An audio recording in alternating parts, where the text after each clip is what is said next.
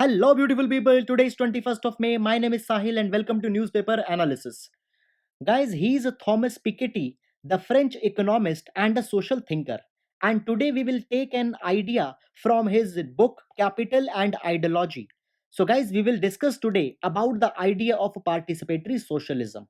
Now, friends, into the present world, the inequality is very much rampant and it will increase even further as the economic systems will become more complex. Now, according to Thomas Piketty, wealth nowadays is not generated by the hard work of labor. Rather, the wealth is generated by the value of the assets which keep on increasing day by day. So, friends, if you have asset, your income will increase by the factors. Whereas, if you rely on labor, your income will only increase into the linear manner. And in that capacity, the gap between the rich and the poor will never bridge. So, what could be done into this particular respect? So, guys, there are two ideas. Idea number one, there should be a system of a progressive taxation onto the rich, and secondly, there should be the robust system of inheritance tax.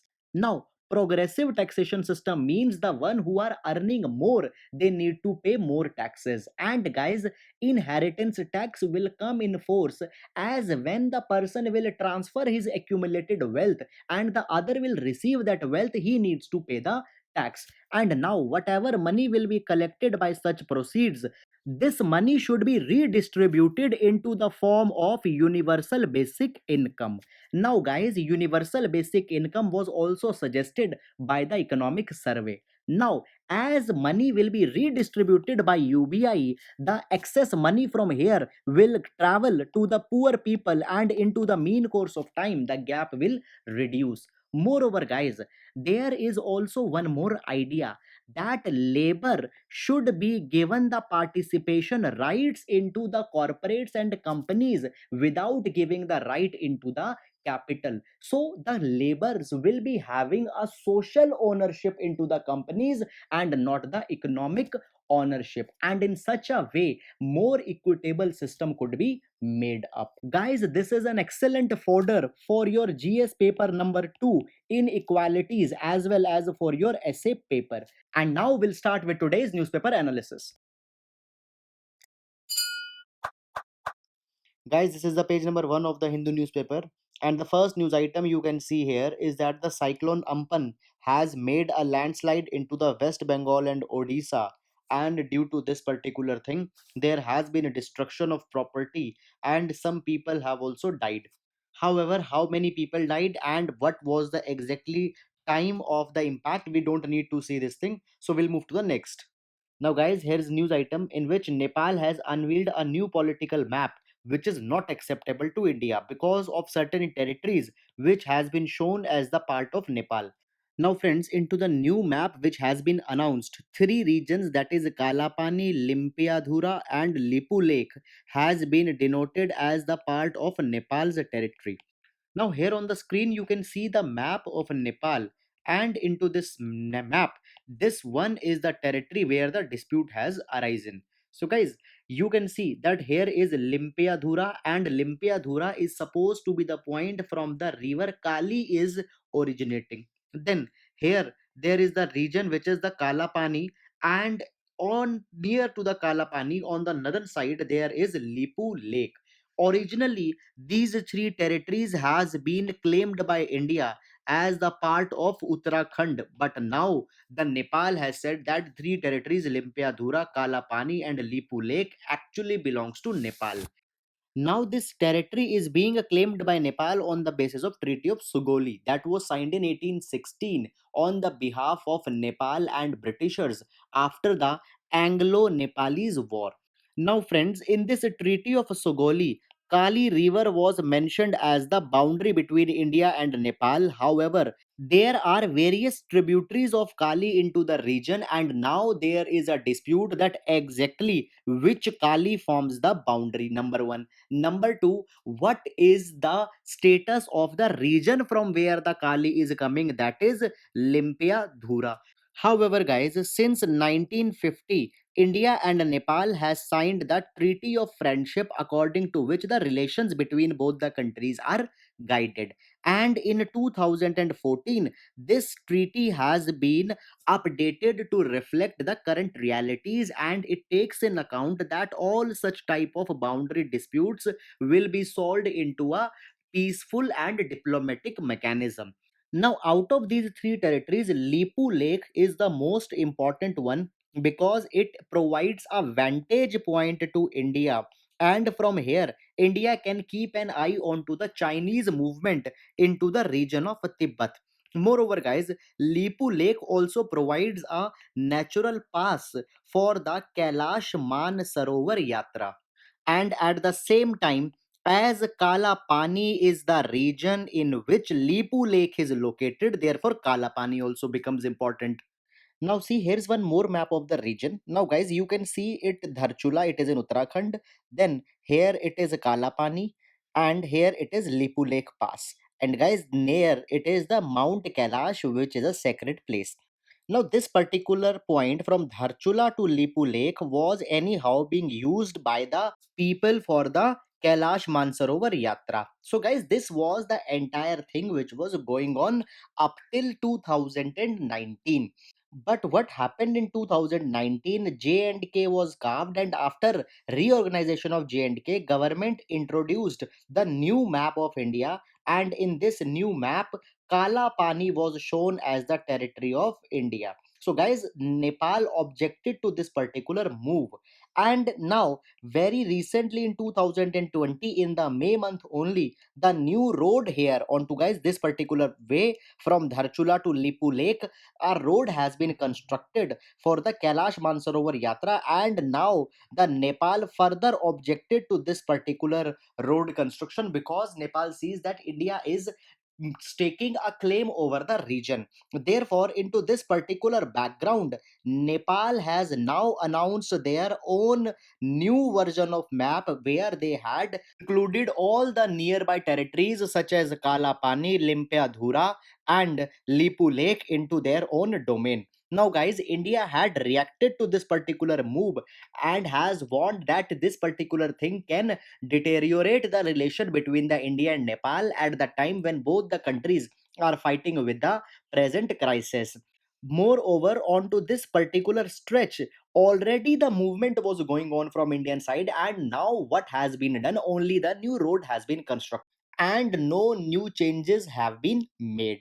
Now, guys, all these things are awaiting a bilateral channel and a diplomatic dialogue so that this particular controversy could be solved. However, guys, in this respect, China is always looking for an opportunity where India could be sidelined. Therefore, Indian diplomacy should expedite the entire process and the entire matter should be solved out.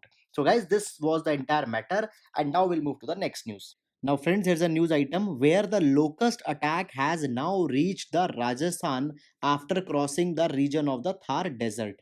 Friends, we will see it in little bit detail because this is the largest locust attack in 26 years which has happened into the Rajasthan.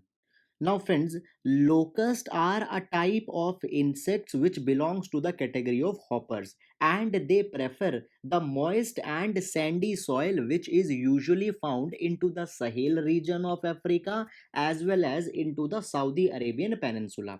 Now, guys, when the times are good, these locusts tend to appear into green in color, and their behavior is solitary. Solitary behavior means that they live alone and doesn't prefer the big colonies. But guys, as the conditions of drought and similar things increases, there happens some activity into their brain, and there is a compound called as serotonin, due to which their color changes from green to black, and now they develops a kind of a gregarious behavior. Gregarious means that now they start to live in big colonies and they become more aggressive, and now they start their march towards the big green fields into the search of food. And friends, one more thing, as they turn black, they tend to absorb more heat, due to which their aggressive behavior even more increases. Now, guys, what had happened into January 2019? These grasshoppers they traveled from Eastern Africa, reached to Saudi Arabia and Iran, and then they entered the Pakistan. And from Pakistan region, they started entering towards the India. However, last year they did not flew into that large quantities and were limited to the Thar Desert. But this particular year, they are tend to coming in much larger numbers, and there are the estimates that they will destroy the crops up to the tune of 1000 crore rupees and will pose a great burden during the time of present crisis. Now guys, it is not the case that these hoppers or these locusts are not found in India. They are also found in India, but their numbers are not that big and they could be controlled by the application of insecticides. And guys, the high intensity malathion insecticide is used for the spraying. Now guys, this is a very big crisis, so happens to be an important year. Please keep it into your mind. Now we'll move to the next. Now guys, here's one more news item on page number 1, where the China has accused India to temper the status onto the line of actual control. Now, guys, into the recent days, earlier also we had discussed that there was the face off between the Indian army and the Chinese army into the region of Ladakh and into the region of Sikkim. Now, friends, if we see the boundary between India and China, then it is more than 4,000-kilometer boundary which runs into this entire region. Now, guys, the entire boundary between India and China could be divided in three parts. One is called as the western sector, which majorly includes the region of Jammu and Kashmir along with some parts of Uttarakhand. Then there is a middle sector which runs along the boundary of Uttar Pradesh as well as Bihar. And then there is eastern sector which is majorly into the Arunachal Pradesh. However, guys, in between the Sikkim also makes a boundary with the Tibet. Now, the disputes, major disputes are there into the two sector, that is the western sector as well as the eastern sector. Now, friends, one thing, this entire boundary is also called as line of actual control into the broader sense.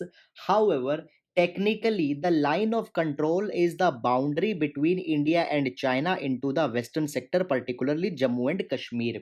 However, the boundary into the eastern sector, that is Arunachal Pradesh, is actually called as McMahon line, and in between there is middle sector. Now guys, what exactly has happened when the standoff occurred into the region of Ladakh? Now China is accusing India that India is trying to temper the line of actual control, that is the boundary, and it was a deliberate attempt by India to take off the territories.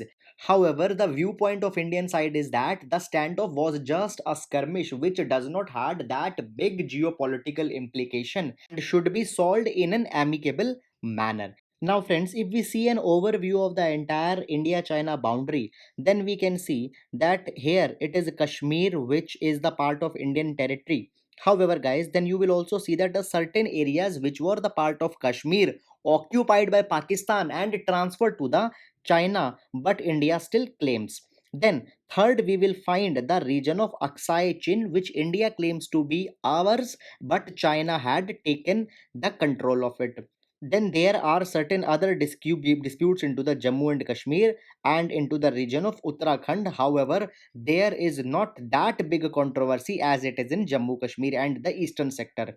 Now, guys, then we reach to the region of Arunachal Pradesh into the eastern sector. This particular region has been described by China as the South Tibet and claims a large territory here. Moreover, guys, into the recent, China had also issued the stippled visas for the resident of Arunachal Pradesh. Stippled visa are issued to those people who are claimed to be the citizen by one country, and it is a just type of a temporary arrangement. So stippled visa indicated that China believes that Arunachal Pradesh is the part of China and the citizens are in fact the Chinese citizens. So guys, over and over period of time, various instances of this particular thing had came up. So guys, that's all about this. Now we'll move to the next.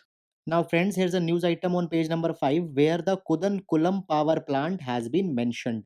Now friends, Kudankulam is the largest nuclear plant of India which is situated in Tirunelveli district of Tamil Nadu. Now, this particular power plant was built by the assistance of Russia. Now, the agreement on this particular plant was finalized in 1988, but because of the disintegration of USSR, the plan was delayed and its construction began only in 2002, which was finally completed in 2013. And presently, this plant is operated by the NPCIL, that is Nuclear Power Corporation of India, which is the PSU of Government of India under the administrative control of Department of Atomic Energy. Now guys, this particular power plant belongs to the category of pressurized water reactor. And friends, presently under this power plant there are two reactors which are operational and two other reactors are under construction. So when fully constructed there will be the four reactors under this particular project. Moreover, friends, often this particular power plant has also been into the news because of the environmental activists, as they belong that nuclear energy is not desirable because there is the problem of the disposal of the nuclear waste. Moreover, if there could have been the catastrophe or into the nuclear power plant, then the impact will be huge.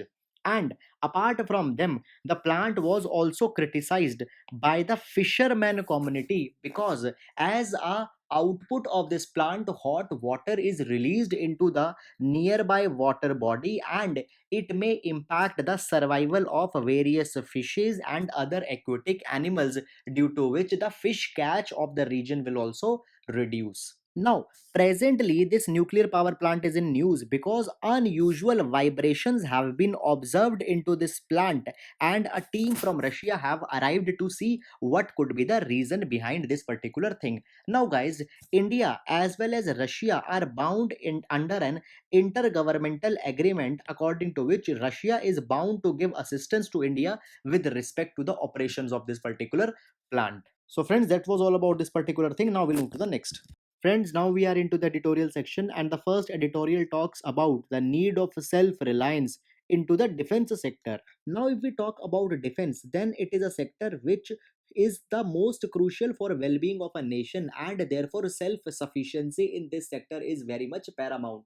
However, if we take the example of India, then India happens to be one among the largest importers of the weaponry. And in 2019, India imported 9% of the weaponry of the world and was only behind Saudi Arabia. However, such huge dependence for the weaponry on some other country is not strategically prudent and advisable because it could lead to the crippling of capabilities of military during the war time. Secondly, not only strategically but economically, this thing is also not advisable because due to huge import, India's current account deficit increases.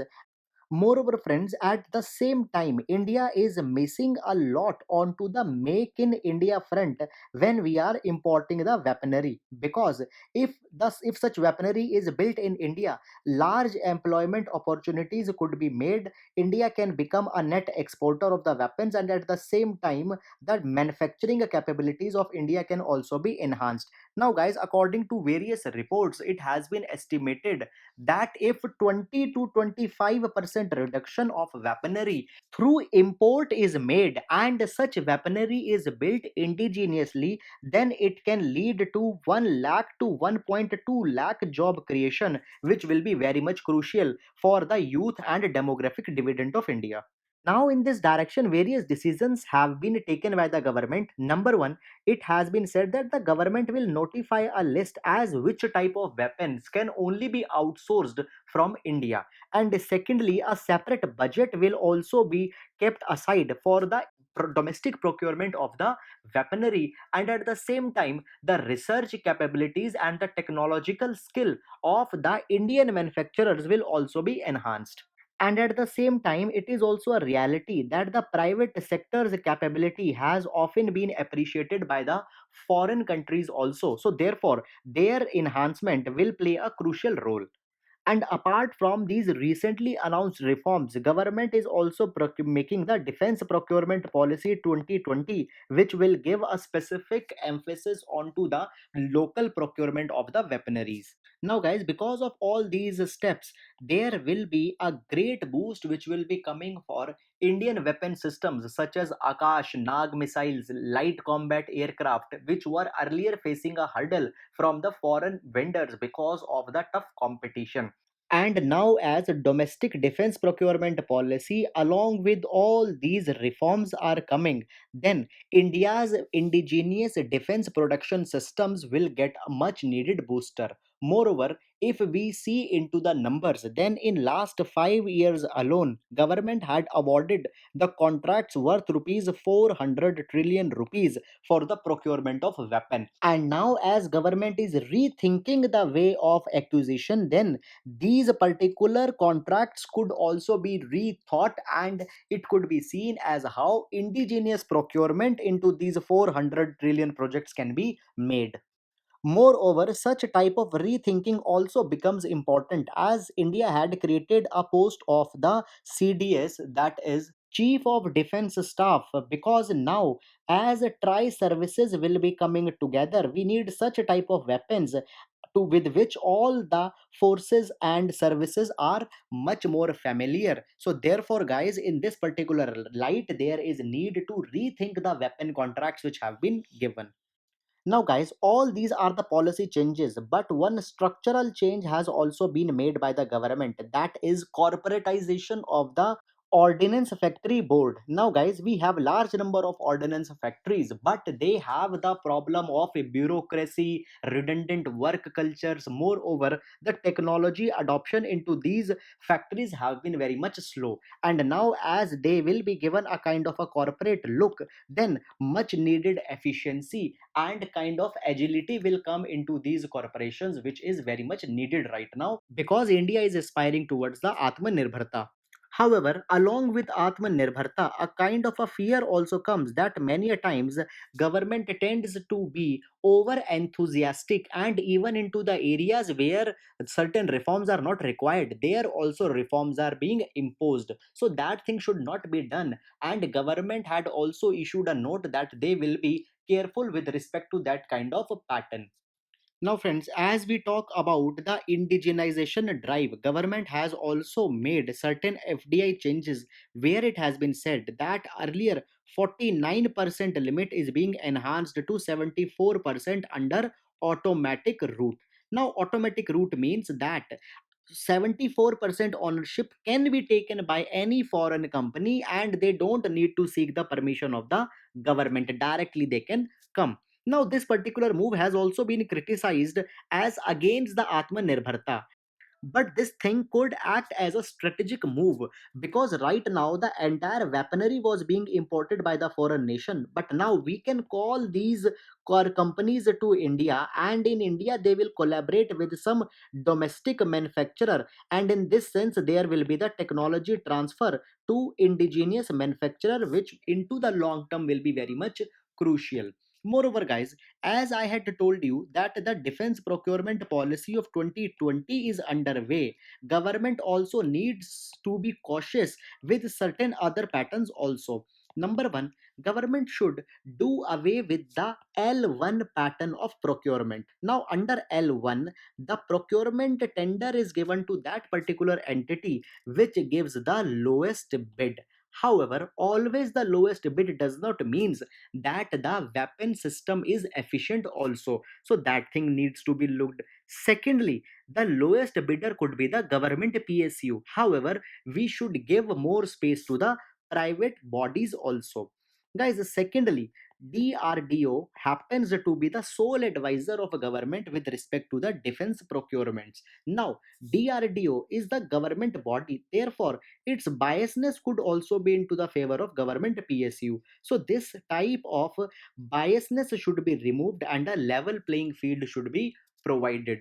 After that, government should come with a long term strategy as how government is actually moving, and the procedure, clearances, regime, all these type of systems should be made very much transparent and easy. So, friends, this is the roadmap of self reliance into the defense sector. And now we'll move to the next. Friends, this particular editorial talks as how investing in health is equivalent to investing in economy and will bring rich returns into the times to come. Now, as we are moving towards the post COVID world, it has been predicted by the organizations such as IMF that there could be an economic decline, and that decline could be even more worse than the 1929 economic recession which came in USA. Now, a clear link has been made between the health as well as economy. Now, guys, as the health was fragile, economy turned to be fragile. So, drawing from this particular equation, we can also say that if health is strong, then economy will also go strong. So, therefore, by this particular logic, there is right now urgent requirement to invest heavily into the health sector. Now, before moving forward, we should also mention that, guys, this particular relation stands in opposition to the earlier belief by economists such as William Baumol. He believed that expenditure on health is a cost to economy. He did not see that as an investment. But now, as the modern studies are coming, it has been shown that the relation is very much clear and health do pushes economy further. And such thing has been verified also by the WHO Commission on Macroeconomics and Health and various economist led reports. Now, guys, according to one report of 2013, it has been believed that the middle income countries will realize 9 to 20 times returns with respect to investment in health. It means that if you invest rupee 1 on health, you will get the benefit of rupees 9 to rupees 20. So much is the potential. Now, guys, a question comes that how this is possible. Why investing in health will bring the economic well being? It is simple because the healthy population will be able to work more effectively, more productively, and therefore the combined effort and GDP of country will rise. Moreover, guys, there was United Nation High Level Commission which was constituted in 2016 and was headed by the president of France as well as South Africa, and they also gave the same logic. So therefore this logic is also true with respect to the India. Now understand like this that number 1, we have the second largest population just after the China. Now there is a so big population, but if the population will not be healthy, then there will be no benefit of such particular thing, and India's demographic dividend will not come. Secondly, as there is a large population, we can train them into the health sector and we can make a force of the health warriors, and these health warriors can give better health to our population, and at the same time they can also meet the needs of other countries which have aged population and are in dire need of the health workforce. So guys, the health workforce could be a new export product of India. Now, guys, two things are needed. Number one, we need to keep our population healthy. Second thing is that we need to ramp up the investment. Now, if we see that what government is doing, now, guys, first of all, government has now decided that it will be providing a specific response to meet the future pandemic. A 20 lakh crore economic package has been announced, which includes the provision for strengthening of the health and wellness centers. Secondly, will be establishment of infectious disease hospital blocks in all the district which will provide the response into the future pandemic. After that, one health concept has also been explored, and it will be led by the ICMR. Now, guys, one health means that the health of human is dependent on the health of animal, health of plants, because of the complex interactions. So all these particular kind of things will make ensure that the our population will be healthy, but still there are certain challenges into this particular model. Now, guys, government is showing its inherent biasness towards the infectious diseases and forgetting the investment into the other components of health, such as child health, maternal health, health of the elderly people, and all that kind of thing. Then there are the non-communicable disease which are called as lifestyle disease, such as cardiac diseases, all these kind of things. So their focus is also needed to be made, because only when the health will be holistic it will be meaningful. And into the recent crisis even it was seen that the resources from these non-communicable disease, maternal health, child health, from here the resources were diverted to meet the COVID-19, so that distinction should not be there. So that was all about the number one, that what is being done to make the population healthy. But the second question still remains, that how to invest into the health. And this question become even more bigger, especially as the time when we are facing an economic crisis. So guys, here we can learn a lesson from the Southeast Asian countries when they were also facing the Asian financial crisis into the decade of 1990s. At that particular time, these Asian countries invested heavily into their health infrastructure, which gave a kind of a fiscal booster to the economy, and they also developed their health sectors. And guys, today the Thailand model of health is appreciated around the world. Moreover, the same type of strategy was adopted by United Kingdom after the World War II. When their economy was broken, they started building it, and the first focus was given onto the universal health coverage.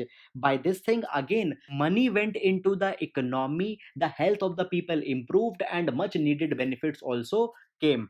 And the same strategy was also adopted by Japan in 1960s, when they were recovering from the defeat of World War II and were rebuilding after the attack on Hiroshima and Nagasaki. So guys, COVID-19 can again act as a crisis which can provide an opportunity to India to build health sector and to bring economic upliftment by the health route. So, friends, this is a very excellent article. Please remember it for your GS2 social justice. And now we'll move to the next. Now, friends, here's a news item on page number 8. And just for the passing reference, we will see this thing. Now, Chhattisgarh government has announced a new scheme called as Rajiv Gandhi Kisan Nyay Yojana.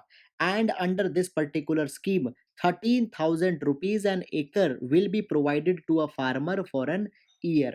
Now, guys, there it has been said that there are large number of small and marginal farmers into the Chhattisgarh, and because of the present crisis they had seen substantial fall into their income. Now, the scheme will cover rice, maize, and sugarcane farmers, and then it will be expanded to the later other crops. Now, guys, rice and maize farmers will get 10,000 rupees an acre, whereas sugarcane farmers will get 13,000. Guys, please don't remember these digits. Now, what exactly is the rationale behind this particular thing?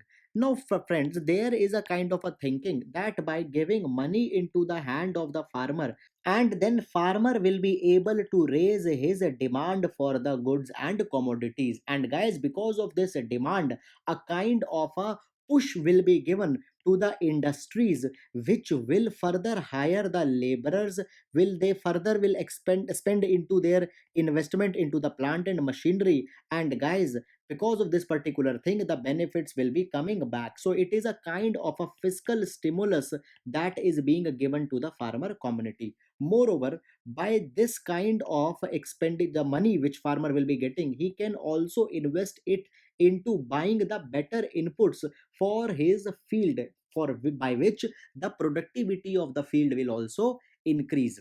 However, guys, by this particular thing, a large expenditure has to be incurred, and by which the position of the revenues of the state will go down. Moreover, this is also the time when the income is not there, so anyhow the state government has to resort to the loan for this particular thing.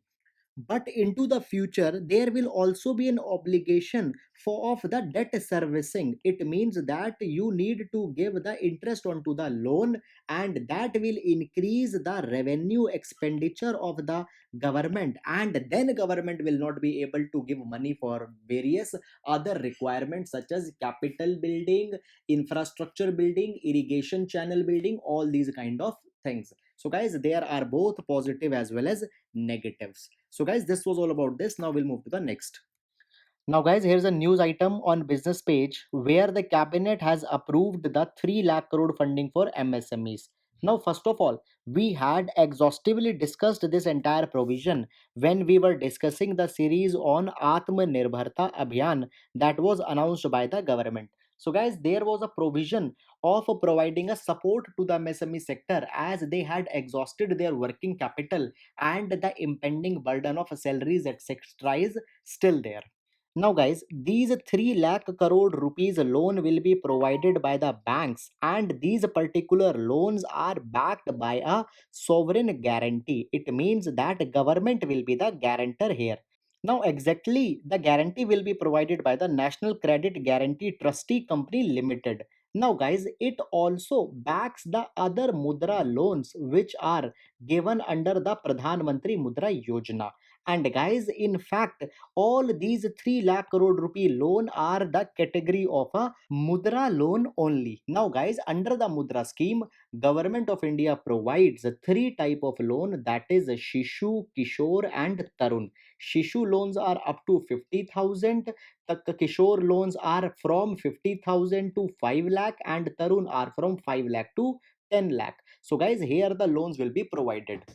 Now, guys, the tenure of such loans will be 4 years. Moreover, under this particular thing, interest rates on loan will also be capped at the rate of 9.25% to 14%. Guys, please don't go into these interest rate and all these kind of things because not important for UPSC exam. Now, guys, a small apprehension is there under all this guarantee mechanism. Now, guys, banks are concerned as the direct guarantee is not being given by the government, rather, it is indirect into the form of NCGTC. And historically, it has been seen that the claim settlement with this organization is bearsome and tedious because many a time the various questions with respect to the risk appetite are being asked by the bank, which banks are not able to show. Therefore, even though scheme has been given, but the banks are not happy, and into the times to come, it could be seen that even despite of the provisions, loan might not be available to the people very much readily. So, guys, this particular thing could be used as the criticism or the critical evaluation of this entire move. However, I'll recommend please don't go into the amount, number, all that kind of thing. Now, friends, this is all about today's newspaper discussion. I hope you are liking it. Thank you so much.